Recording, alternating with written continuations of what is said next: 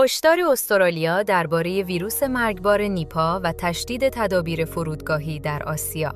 بر اساس گزارش‌ها، فرودگاه بین‌المللی گوستی نگوراهرای در بالی 4 دستگاه اسکنر حرارتی نصب کرده تا مسافران را برای شناسایی علائم احتمالی ویروس نیپا بررسی کند.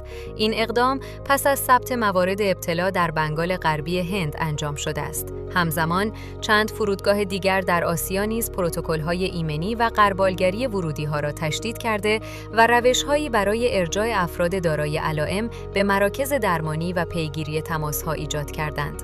مرکز کنترل بیماری‌های استرالیا وضعیت را زیر نظر دارد و برای سفر به مناطق درگیر توصیه‌هایی شامل رعایت بهداشت فردی، پرهیز از تماس با افراد بیمار و حیوانات ناقل مانند خفاش‌های میوه‌خوار و خوک‌ها ارائه کرده است. ویروس نیپا می‌تواند از راه غذا یا تماس با حیوان منتقل شود و علائمی شبیه آنفلوانزا ایجاد کند. همچنین کارآزمایی واکسن فاز 2 در بنگلادش توسط دانشگاه آکسفورد آغاز شده است.